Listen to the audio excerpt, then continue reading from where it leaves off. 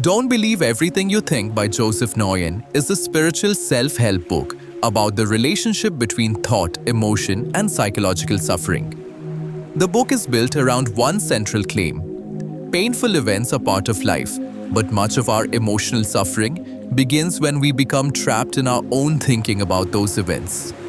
Nguyen does not argue that difficult experiences are imaginary or that physical pain is unreal. His focus is psychological and emotional suffering, the additional fear, anger, anxiety, resentment, and self-judgment that the mind often adds to what has already happened. Throughout the book, Nguyen explains the difference between spontaneous thoughts and the deliberate act of thinking about those thoughts. He then connects this distinction to emotional peace, flow, ambition, creativity, unconditional love, intuition, decision-making, and personal change. This summary will follow all 17 chapters of the book, along with the practical guides at the end. By the end, you will understand what Nguyen means by non-thinking, why he believes it is our natural state, and how he recommends creating more mental space without fighting or suppressing the mind. Don't Believe Everything You Think is not written as a conventional psychology textbook. Nguyen builds his argument through personal experience, spiritual principles, reflective questions, Zen stories, metaphors, and practical exercises. The book begins by identifying the source of psychological suffering. It then explains why humans think, distinguishes thoughts from thinking, and introduces 3 spiritual principles that Nguyen believes create the human experience. The middle chapters explore what life might look like with less thinking. Nguyen discusses flow, performance, goals, creativity, love, intuition, and the willingness to enter the unknown. The final chapters explain how to make room for new insights, what obstacles may appear, and how to return to peace whenever the mind becomes active again.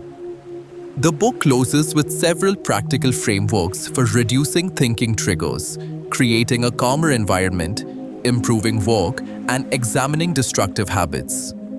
In the introduction, Nguyen tells readers that the purpose of the book is not simply to give them more information. Information can be collected, memorized, and repeated. Insight is different. An insight changes the way a person sees something. Once that perception changes, behavior and emotion may change naturally because the person is no longer looking at life in the same way. Nguyen asks readers to approach the book with an open mind rather than trying to analyze every sentence intellectually. He believes the deepest truths in the book are not merely ideas to be understood logically. They are meant to be recognized through an inner feeling of clarity, peace, or familiarity. He describes this recognition as something that feels both familiar and unfamiliar, as though a person has discovered something new while also remembering something they have always known. Nguyen also introduces an important distinction between external achievements and internal feelings. People may say they want money, recognition, professional success, a better relationship, or a different lifestyle. But beneath those desires, Nguyen argues, they are usually searching for feelings such as security, freedom, love, peace, joy, or fulfillment. The common mistake is believing that external conditions create those feelings. Nguyen's book will argue that experience is created from the inside out. External events may prompt a reaction, but the meaning and emotional experience are generated within the person. This inside-out model becomes the foundation of everything that follows. Chapter 1. The Journey to Finding the Root Cause of Suffering. The first chapter begins by separating pain from suffering. Pain is often unavoidable. People experience loss, illness, disappointment, rejection, conflict, and other difficult circumstances. Nguyen does not deny these realities. Suffering, in the sense used in the book, is the additional psychological reaction created around the painful event.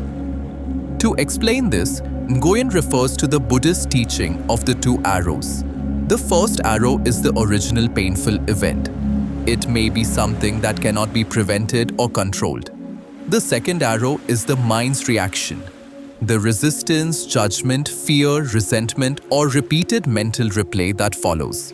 The first arrow hurts. The second arrow often causes the longer and deeper suffering. Nguyen says he understood this idea intellectually long before he knew how to live it. Telling someone that the second arrow is optional is not enough. A person still needs to understand where that second arrow comes from. He describes his own long search for an answer. He read self-improvement books, studied psychology, worked with therapists, changed his habits, adjusted his diet, developed strict routines, meditated, attended retreats, explored spiritual teachings, and investigated different religions. Some practices helped him improve parts of his life, but they did not end his deeper anxiety, fear, irritation, anger, and lack of fulfillment. Eventually, a mentor introduced him to a different understanding of the mind. Instead of treating every negative emotion as a separate problem with a separate cause, Nguyen began looking for one underlying mechanism that might explain them all. That search leads directly into the second chapter and the book's main argument. Chapter 2: The Root Cause of All Suffering. Chapter 2 presents the central thesis of the book. According to Nguyen, the root cause of psychological suffering is not the external event itself, but our thinking about it. He begins with the idea that human beings do not experience a completely neutral reality. We experience our perception of reality. Two people can sit in the same coffee shop at the same time and have completely different experiences. One may feel peaceful and enjoy the surroundings. The other may be consumed by worry about work, relationships, money, or the future. The physical location is the same, but the inner experience is different. Nguyen uses money as another example. The object called money does not carry one universal emotional meaning. For one person, it may represent freedom. For another, it may represent security. Someone else may connect it with greed, conflict, or corruption. The emotional reaction depends on the meaning the person assigns to it. Nguyen argues that events happen, but the mind adds interpretation. That interpretation becomes the filter through which the event is experienced. He illustrates this with the example of someone who hates their job. That person may be sitting safely at home with family while becoming angry simply by thinking about work. The workplace is not physically present, yet the emotional experience is happening immediately. The book asks the reader to consider a revealing question. Who would you be in that moment without the thought that you hate your job? The situation may not have changed, but the emotional experience can change when the thought is no longer being believed and developed. Nguyen does not say feelings are fake. Feelings are real experiences. His point is that they may be responses to the mind's interpretation rather than direct products of the outside world. He reinforces the idea through a Zen story about a young monk. The monk repeatedly becomes angry while meditating because people, animals, wind, and birds disturb him. He moves to a lake and eventually rows to the middle, hoping to escape every interruption. While he is meditating, another boat crashes into his. The monk becomes furious and prepares to confront the careless person responsible. Then he discovers that the other boat is empty. It drifted into him without anyone controlling it. As soon as the monk sees that no one is there to blame, his anger begins to disappear. The collision still happened. What changed was the story in his mind. He realizes that other people and situations are like the empty boat. His anger is not contained inside them. It arises through his own interpretation and reaction. This story captures the book's inside-out model. Circumstances may trigger thought, but the emotional experience is created within the individual. Chapter 3: Why do we even think? After identifying thinking as the source of suffering, Nguyen asks an obvious question. Why would human beings possess this ability if it creates so many problems? His answer is survival. The human mind developed the ability to analyze danger, remember threats, predict future problems, and protect the body. Its primary concern is safety, not fulfillment. The mind does not only examine what is happening now, it searches past memories and creates possible future scenarios. This was extremely useful when a threat could be hiding nearby, and quick preparation meant survival. But in modern life, the same mechanism may treat social rejection, uncertainty, an uncomfortable conversation, a delayed message, or a professional setback as though survival itself is in danger. The body then enters a state of fear, tension, or defensiveness, even when there is no immediate physical threat. Nguyen emphasizes that the mind is not an enemy. It is performing the function it developed to perform. The conflict begins when we expect a system designed for survival to create lasting peace, joy, and fulfillment. In the language of the book, the mind helps us survive, while a deeper consciousness or inner wisdom helps us thrive. Nguyen therefore does not recommend hating or attacking the mind. He recommends understanding its limited purpose and learning not to treat every warning, prediction, or fearful thought as truth. Chapter 4. Thoughts versus Thinking. Chapter 4 introduces the most important distinction in the entire book. Nguyen uses the words thoughts and thinking in a specific way. A thought is something that appears spontaneously. It may be an idea, image, answer, possibility, or impulse. We do not always decide which thought will arise, and the thought may appear without effort. Thinking is what happens when we actively engage with that thought. We analyze it, judge it, compare it, criticize it, defend it, or create a long mental story around it. To demonstrate the difference, Nguyen asks the reader to imagine a desired annual income. Usually, an amount appears fairly quickly. In his vocabulary, that first answer is a thought. It arrives with little effort. Then the person begins thinking about the answer. They may say the amount is unrealistic. They may compare themselves with others, remember past failures, question their abilities, feel guilty for wanting more, or imagine everything that could go wrong. The first idea may have felt exciting or expansive. The extended thinking produces doubt, fear, pressure, and limitation. Nguyen summarizes the distinction with the idea that spontaneous thought can create, while excessive thinking can destroy the energy of creation. The thought may present a possibility. Thinking then covers that possibility with old beliefs, social conditioning, judgments, and memories. The book includes a chart contrasting thoughts with thinking. Thoughts are described as light, effortless, creative, expansive, and connected with possibility.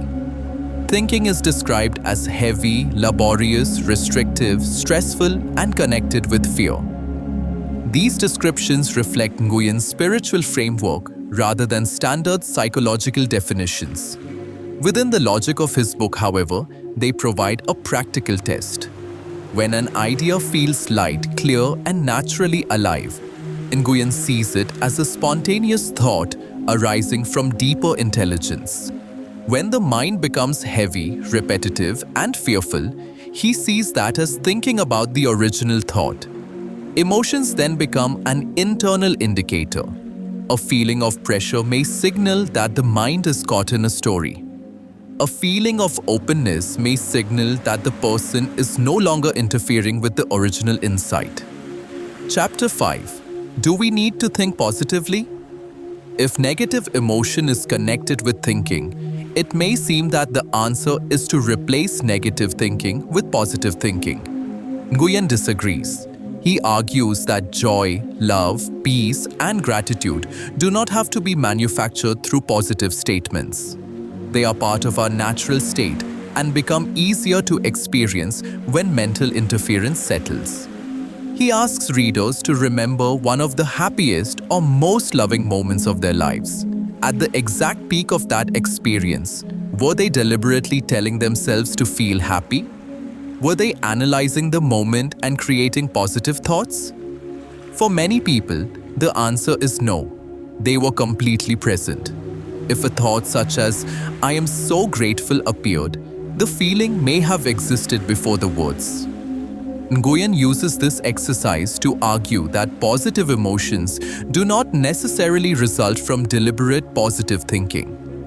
He asks readers to compare moments of great stress with moments of deep happiness. Stressful moments usually contain fast and repetitive mental activity. Peaceful moments often contain less internal commentary. To make the idea memorable, he introduces a mental speedometer, a thought meter. Instead of measuring miles per hour, it measures the amount of thinking happening in the mind. As the rate increases, the person moves closer to the red zone of anxiety, anger, frustration, or burnout. Nguyen's point is that the subject of the thinking may be less important than the mind's level of activity. A person may believe that work, money, or a relationship is causing the distress. The book asks them to notice how much continuous thinking is happening around that subject. Positive thinking can become another struggle. The person tries to force the mind to produce acceptable thoughts while resisting the unacceptable ones. This creates more mental effort. Nguyen's alternative is not to replace every negative thought. It is to recognize the thinking process and allow it to settle, making room for positive emotion to return naturally. Chapter 6. The Three Principles Behind Human Experience. Chapter 6 introduces the spiritual foundation of Nguyen's argument, the three principles associated with Sydney Banks. These principles are universal mind, universal consciousness, and universal thought. Nguyen presents universal mind as the intelligence or life force behind living things. It is the intelligence through which an acorn develops into a tree. The body regulates itself and a wound begins to heal without conscious instruction. Different traditions may call this God, Source, Infinite Intelligence, or another name. Nguyen uses these terms to point toward what he sees as one underlying creative force. Universal consciousness is the capacity for awareness. It allows people to know that they exist, notice thoughts, and experience information received through the senses. Without consciousness, there could be thoughts and sensory signals, but no awareness of them. Universal thought is the raw material through which experience and form are created. Thought supplies the content that consciousness makes visible or emotionally real. Nguyen compares the three principles to watching a film. Thought is like the information stored on a disk. Consciousness is like the equipment that makes the film viewable. Universal mind is like the electricity powering the entire system. All three work together to produce the experience. The larger point is that human experience is continually being created moment by moment. If thought changes, the experienced world can also change, even when the external situation remains the same. Nguyen also argues that when people are not absorbed in personal thinking, they feel connected with life and with the deeper intelligence behind it. When thinking becomes dominant, they experience separation, isolation, fear, and the defensive sense of ego. This framework becomes the spiritual explanation for why non-thinking is associated with peace throughout the rest of the book. Chapter 7. How do we stop thinking? Chapter 7 begins with another Zen parable. A samurai asks a Zen master to explain heaven and hell. Instead of answering directly, the master insults him. The samurai becomes enraged and draws his sword. The master tells him that this state of rage is hell. The samurai suddenly understands. His own mind has created a world of fury, insult, and violence. He lowers the sword and bows with gratitude. The master then tells him that this new state is heaven. The external setting barely changes, the samurai state of consciousness changes completely. Nguyen then clarifies that stopping thinking does not mean eliminating every thought forever. Thoughts will continue to arise. The goal is to spend less time engaging with them compulsively. Paradoxically, trying to force thinking to stop creates more thinking. The person begins monitoring the mind, judging every thought, and becoming frustrated whenever mental activity returns. Nguyen therefore recommends awareness instead of force. Notice that thinking is happening. Recognize that the unpleasant feeling is connected with it.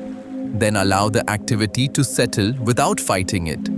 He explains this with a bowl of muddy water. When the water is continuously stirred, it remains cloudy. If the bowl is left alone, the dirt slowly settles and the water becomes clear. The mind works in a similar way. Continually analyzing, resisting, and correcting every thought keeps the mental water disturbed.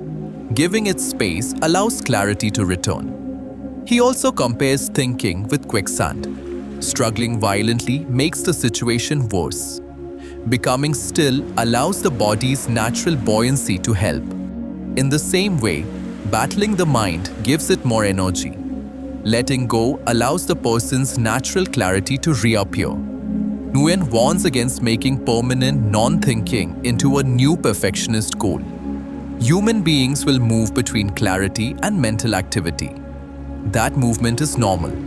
The objective is not to prevent every episode. It is to recognize thinking sooner and reduce the time spent trapped inside it. Peace in this model is not something that must be built from nothing. It is more like the sun behind clouds. Thinking may temporarily hide it, but it does not destroy it. Chapter 8. Thriving without overthinking. Chapter 8 addresses the fear that without constant analysis, people will become ineffective, careless, or unproductive. Nguyen argues the opposite. He asks readers to remember a time when they were doing their best work and were completely absorbed in it. During these moments, people often lose their awareness of time and even their sense of themselves. Actions flow naturally. There is little hesitation or internal commentary. This is commonly called the flow state. Nguyen identifies flow with non-thinking.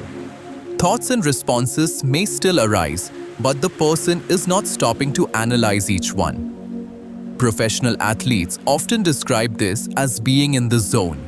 They rely on training, instinct, and immediate awareness rather than consciously directing every movement during competition.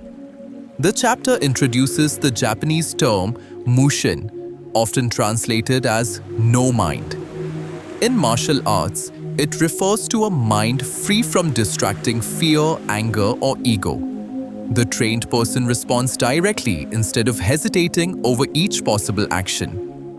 Training and preparation still matter. An athlete practices repeatedly before competition. But during peak performance, excessive conscious analysis can interfere with the abilities that training has developed.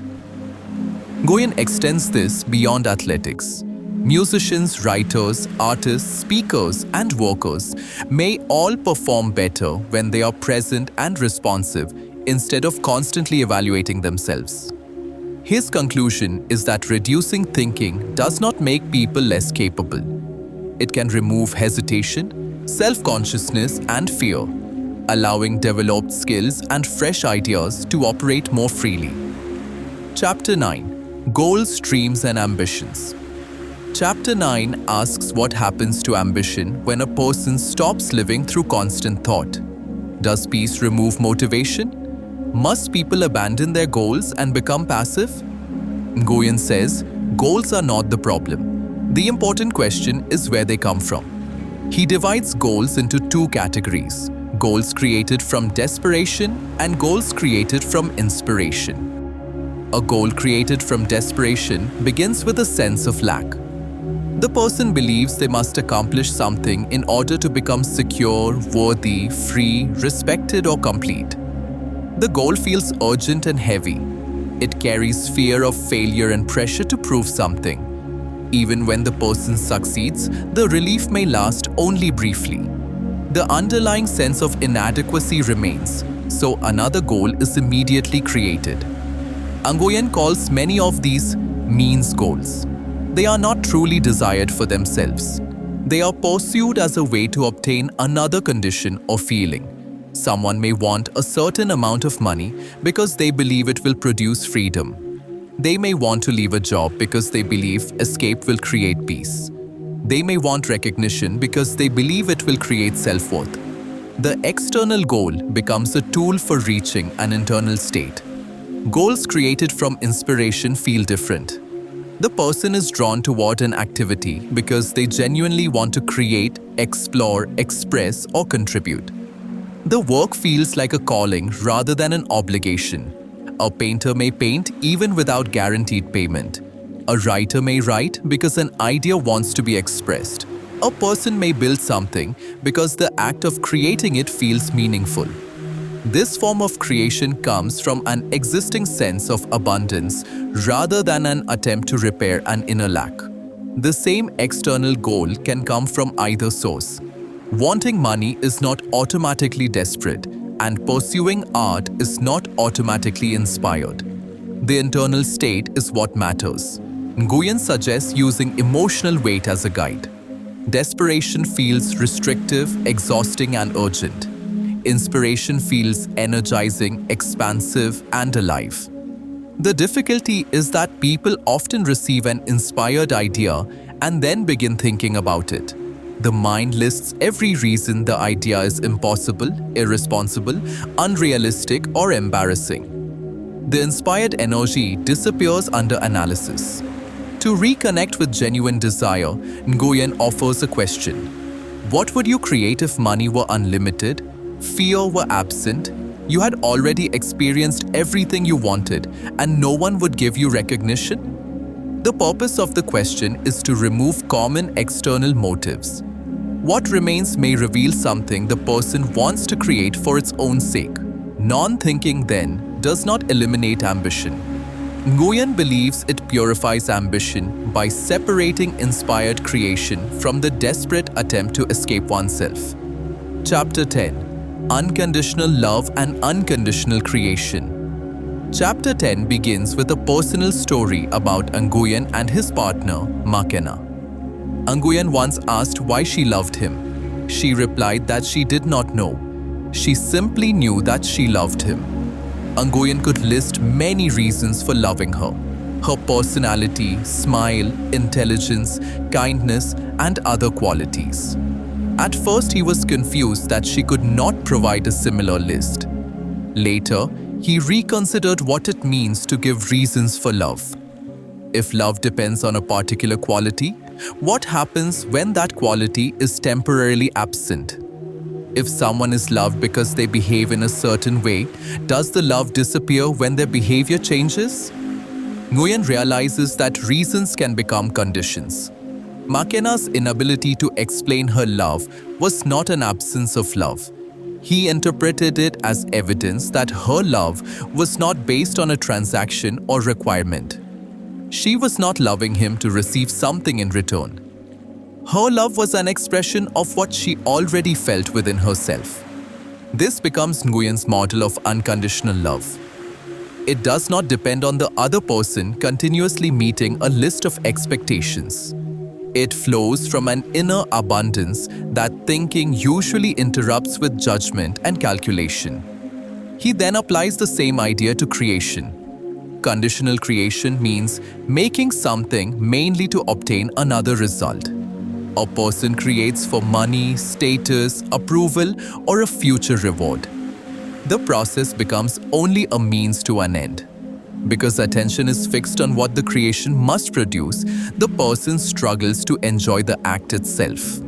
Unconditional creation means creating without demanding that the work justify itself through an external reward. The person creates because creating feels natural, meaningful, or enjoyable. Nguyen does not say that creators must reject money or success. His point is that these do not have to be the emotional source of the work. When creation comes from wholeness rather than deficiency, the person can experience love, joy, and fulfillment during the process, instead of postponing those feelings until some future result arrives. Chapter 11. What comes after peace? After experiencing less thinking and more peace, some people encounter an unexpected fear. They wonder whether they have lost their drive. The stress that once pushed them has disappeared, and they are unsure how to function without it. Nguyen says this reaction is normal. For years, the personal ego may have controlled life through pressure, fear, and constant mental activity. When that activity settles, the ego feels threatened and attempts to regain control. Old worries may return. The person may start questioning whether peace is laziness or whether contentment will prevent future success. Nguyen compares this with seeing what appears to be a snake on a path. The body immediately reacts. When the person recognizes that it is only a rope, the fear disappears. The initial reaction may be automatic. What matters is how quickly the illusion is recognized. The same principle applies to renewed thinking. The objective is not to guarantee that doubt never appears. It is to remember sooner that the doubt is a mental experience rather than unquestionable truth. Nguyen also says constant thinking uses a great deal of energy. When the mental activity stops, that energy becomes available again. Because the person is accustomed to directing energy into worry, the mind may try to return to its old pattern. Nguyen recommends redirecting the energy toward goals created from inspiration. He also introduces an activation ritual, a morning routine designed to begin the day in a calm, present state. The exact ritual can differ from person to person. Its purpose is to create space before digital demands, responsibilities, and anxious habits take control. A peaceful beginning creates momentum. Instead of using stress as fuel, the person learns to act from clarity and inspiration. Chapter 12. Nothing is either good or bad. Chapter 12 explores judgment and the human tendency to divide reality into right and wrong. Nguyen uses the example of a piano with 88 keys. No individual key is inherently wrong. A note may sound unsuitable within a particular song, but that does not make the key itself defective. He applies this idea to life decisions and perspectives. People experience enormous pressure because they believe there is one perfectly correct choice and that every other possibility is a failure. Nguyen argues that life contains choices with different consequences and different emotional qualities. But not every choice needs to become proof of personal rightness or wrongness. He also uses political disagreement as an example. When people define another group as completely bad, their own minds fill with hostility and resentment. Seeing different perspectives as different positions on a larger landscape does not require agreement. It means being open enough to understand that another person may be looking from a different point. Nguyen compares this with viewing a mountain from different locations. Each position reveals a different aspect of the landscape. Instead of obsessing over who is right, he encourages the search for what he calls universal truth, something that is not true only for one person or one group.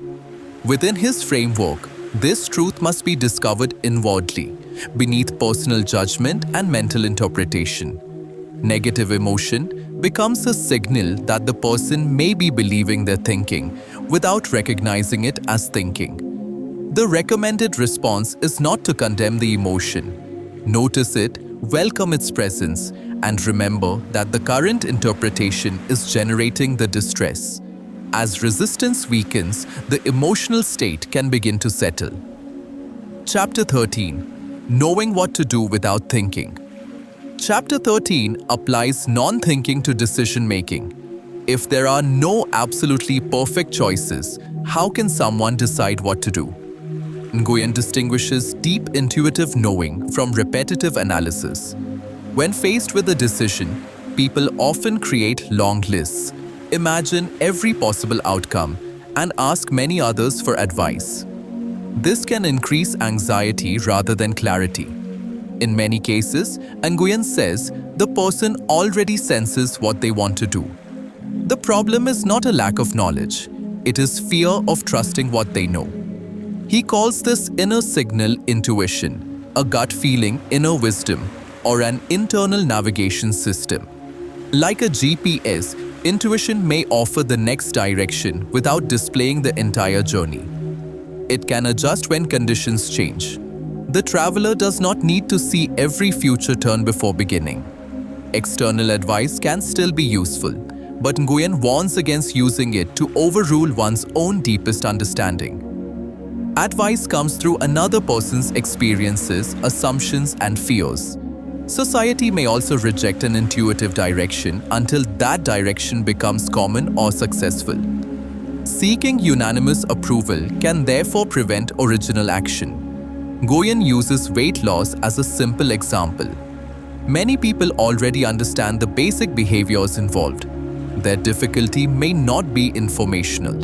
Fear, self-doubt, or resistance prevents action. The first step is to consider whether the answer is already known. When it truly is not known, Nguyen recommends trusting that a useful answer can arise. A quiet mind has access to more possibilities than a mind repeating the same conclusions. His principle is simple: recognize that you may already know, and when you do not know, trust that you can know when the necessary insight appears. Chapter 14: How to follow intuition. Chapter 14 develops the idea of intuition in greater detail. Nguyen treats flow, non-thinking, present moment awareness, and connection with infinite intelligence as different descriptions of a similar state. The past exists as memory, and the future exists as imagination. Direct action can happen only now. When the mind becomes absorbed in what happened or what might happen, it leaves the present. Intuition, according to Nguyen, speaks through immediate awareness. Following intuition means trusting that inner wisdom can reveal the next useful action without providing a complete plan. This requires accepting that much of life cannot be controlled. Nguyen does not recommend passivity. He separates the what from the how. A person can choose what they want to create. They can hold a vision or intention. But trying to control every detail of how it must happen creates suffering and restricts the possibilities. The full path is rarely visible in advance. It becomes clearer through movement. Nguyen argues that people often abandon inspired goals because they cannot logically prove how those goals will be achieved. They try to use past experience to map something completely new. But the past can only show what has happened before. New outcomes require entering uncertainty. Intuition may arrive as a quiet thought. Speak to someone, make a call, leave a situation, forgive a person, begin a project, or take one specific step. The signal may feel clear even when it does not appear fully logical. Nguyen contrasts this with thinking. Intuition feels immediate and carries a sense of knowing. Thinking becomes repetitive, effortful, fearful, and full of arguments. The main barrier to intuition is fear because intuition often points into the unknown. The personal mind prefers what is predictable, even when the predictable situation is painful. The unknown contains risk, but it also contains every possibility that has not yet been experienced. Nguyen recommends noticing the fearful thinking instead of treating fear as a command. When the mental story settles, courage does not have to be forced. It may surface naturally. Following intuition, therefore, requires faith, not necessarily confidence that everything will happen according to plan, but trust that the next step can be taken without seeing the entire road. Chapter 15: Creating Space for Miracles. Chapter 15 begins with the Zen story of a scholar visiting a master. The scholar asks to learn about Zen, but continually interrupts with his own knowledge and opinions. The master begins pouring tea. Even when the cup becomes full, he continues until the liquid spills. The scholar protests, and the master explains that the scholar's mind is like the cup. It is already too full to receive anything new. The lesson is that new insight requires space. Nguyen applies this directly to thinking. A mind filled with old explanations, assumptions, and repeated conclusions has little room for a genuinely new idea. Non-thinking empties the cup. Nguyen discusses rest as a form of productive space. Athletes do not become stronger only during training. Recovery allows the body to adapt to the training. He gives examples associated with Thomas Edison and Albert Einstein. Edison reportedly rested while holding objects that would fall and wake him as he drifted into sleep. Ideas could then arise in the relaxed space between focused work and deeper sleep. Einstein sometimes stepped away from difficult problems and played music.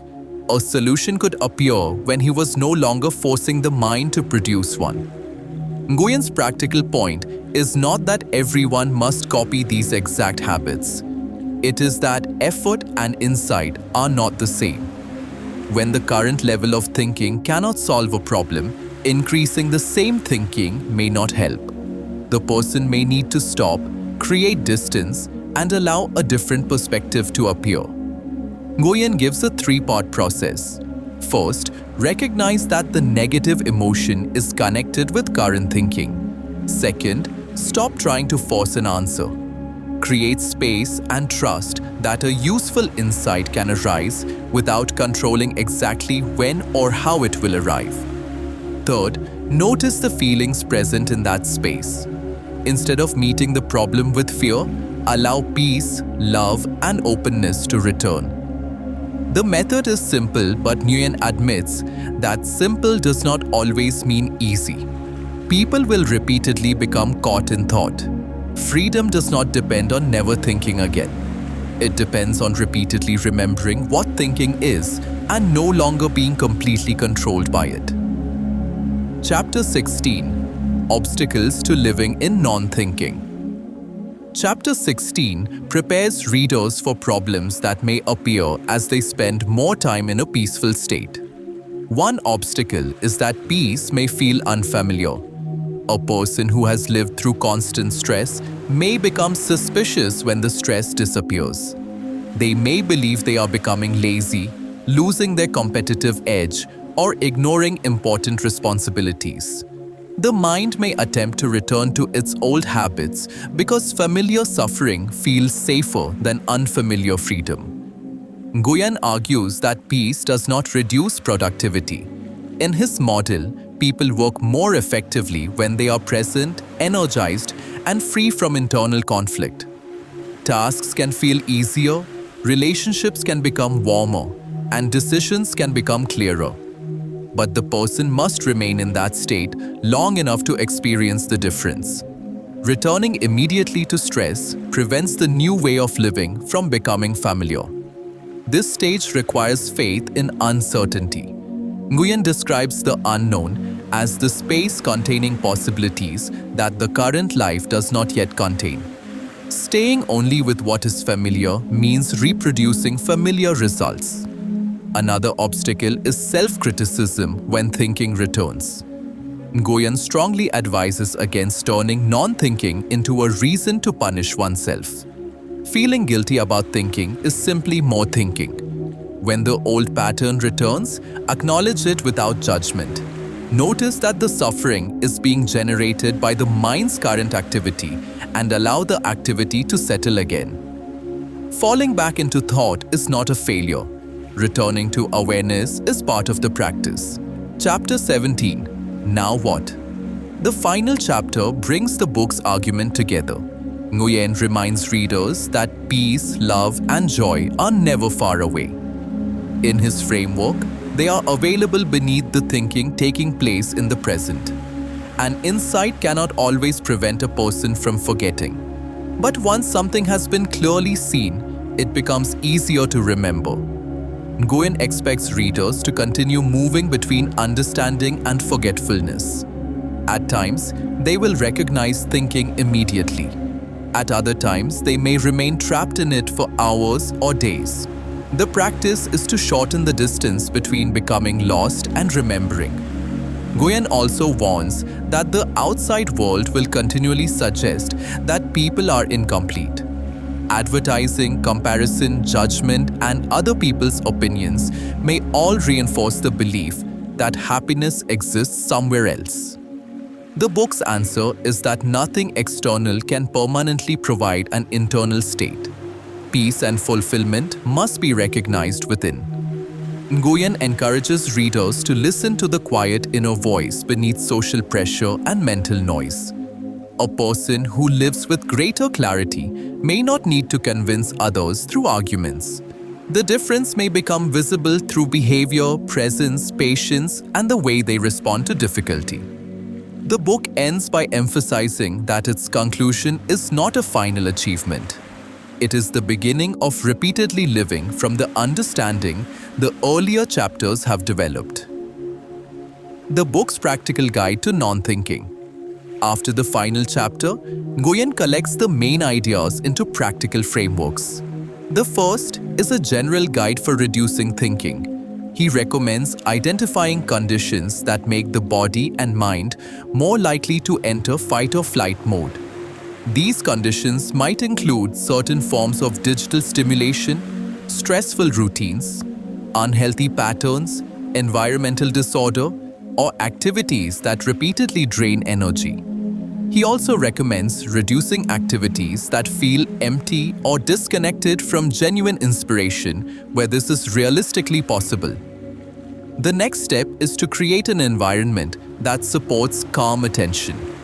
This can include a morning activation ritual, time for quiet reflection, walking, meditation, journaling, yoga, rest, playing with an animal, or another activity that helps mental activity settle.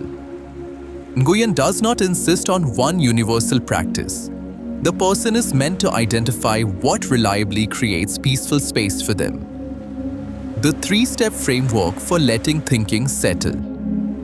Nguyen's central practical framework has 3 stages. The first stage is recognition. Realize that thinking is contributing to the current suffering. Notice that a thought and the act of developing that thought are not the same. Instead of searching endlessly for a deeper intellectual explanation for every emotion, begin by recognizing the immediate mental activity. The second stage is creating space. Allow the negative thinking to be present without resisting or obeying it. A person can experience fear without becoming identical with fear. They can notice an angry thought without acting as though it is a final truth. Nguyen says, thoughts gain control when they are believed completely. Observing them creates some distance. He also recommends approaching the feeling with curiosity.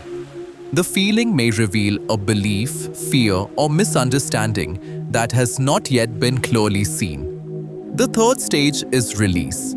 After acknowledging the thinking, allow it to pass without continuing the story.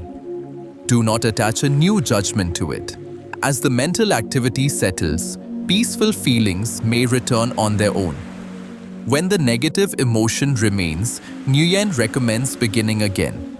Not with more force, but with renewed recognition and space. Common obstacles. The practical section identifies 3 major obstacles. The first is attachment to thinking. People may believe that constant analysis is responsible for everything they have achieved. Letting go can feel like abandoning the tool that built their life. Nguyen's response is that a method that helped someone reach one stage may not carry them into the next. If thinking is producing repeated suffering, continuing the same pattern is unlikely to produce freedom. The second obstacle is lack of faith. Non-thinking requires trust in something beyond the personal mind. In Nguyen's spiritual language, this is trust in God, the universe, or infinite intelligence. Without that trust, Surrender feels dangerous because the person believes everything will collapse unless they consciously control it. The third obstacle is fear.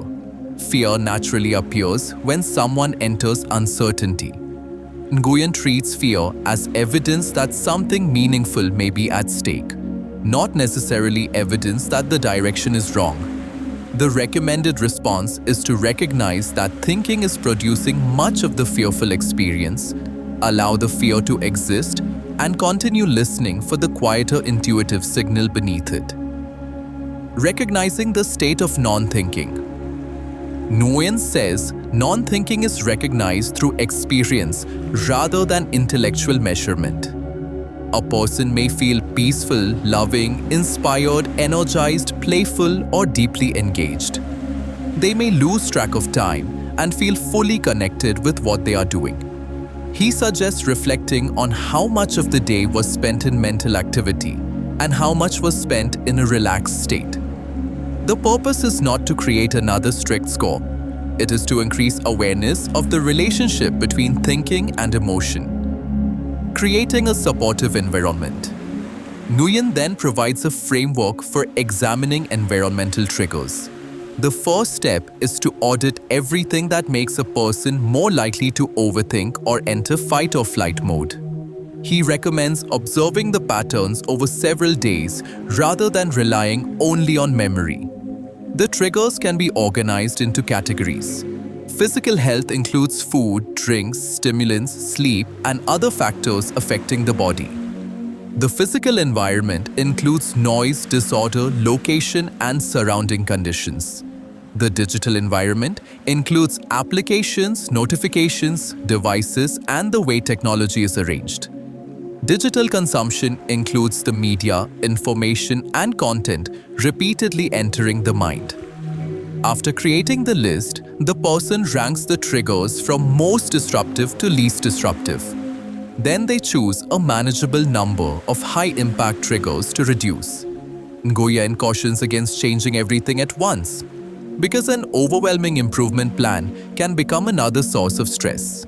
The book also recommends creating the opposite list, conditions that help the person feel calm, healthy, inspired, and aligned with their deeper values. These supportive factors are organized into the same categories and ranked according to impact.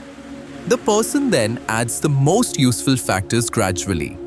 The morning receives special attention because the first activities of the day create momentum. Beginning immediately with messages, email, news, and responsibilities may activate stress before the person has established any inner stability. Beginning with quiet movement, reflection, or another calming ritual can make it easier to carry presence into the rest of the day. Applying non-thinking to work, Nguyen offers a simple energy audit for work. First, list the activities that drain energy or feel consistently heavy. Then list the activities that create energy, inspiration, and a sense of aliveness. Each activity is rated from 1 to 10, with the lowest numbers representing the most draining tasks and the highest numbers representing the most energizing. Nguyen recommends gradually reducing or delegating a small number of draining tasks while increasing time spent on activities rated 9 or 10. His long-term target is to spend roughly 80% of working time on highly energizing activities. That percentage may not be immediately realistic for everyone. The broader principle is to stop treating every work activity as emotionally equal and begin designing work around the conditions that support clarity and inspired action. Examining destructive habits. The final guide applies the book's framework to destructive habits and repeated behaviors.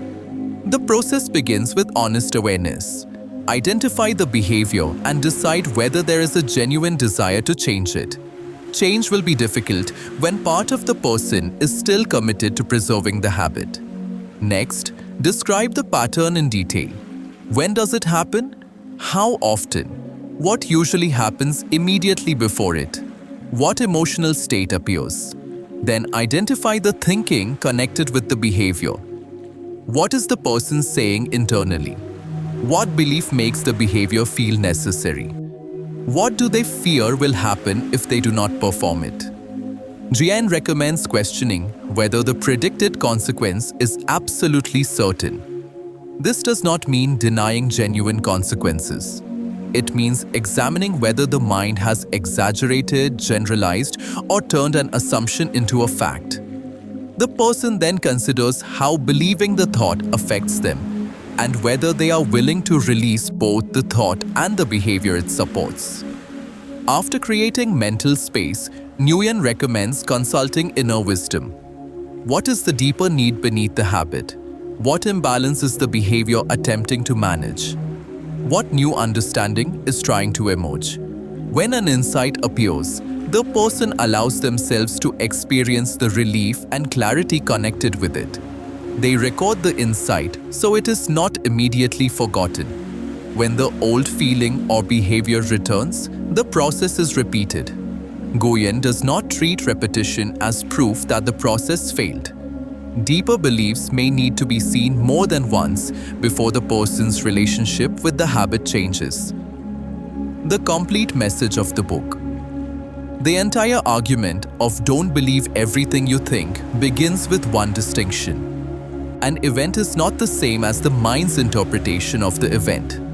A thought is not the same as the active process of thinking about that thought. And a thought appearing in consciousness is not proof that the thought is true. Nguyen believes psychological suffering intensifies when people become absorbed in mental stories and forget that those stories are being created within them. The solution is not to fight the mind, replace every negative idea, or force permanent silence. It is to understand what thinking is. Once thinking is recognized, a person can stop feeding it. As the activity settles, the mind returns to clarity in the same way muddy water clears when it is no longer disturbed.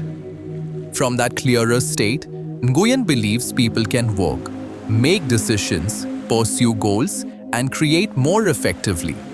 Goals no longer have to be desperate attempts to earn wholeness.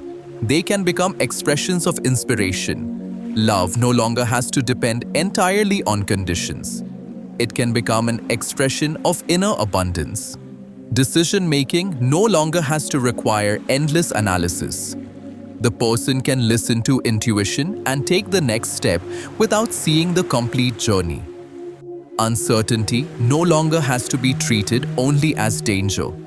It can also be understood as the space containing new possibilities. The book's message is not that thoughts must disappear. It is that they do not deserve automatic belief.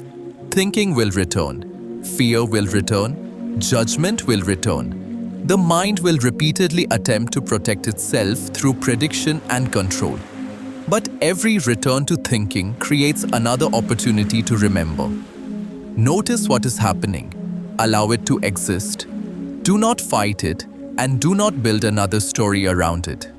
Then, give the mind enough space to become clear again. Don't believe everything you think ultimately asks readers to question the assumption that peace must be achieved through greater control of life. Nguyen suggests that peace may already exist beneath the effort to control it. And sometimes, the clearest response to the mind is not another thought, but enough quiet to recognize that we do not have to believe everything it says.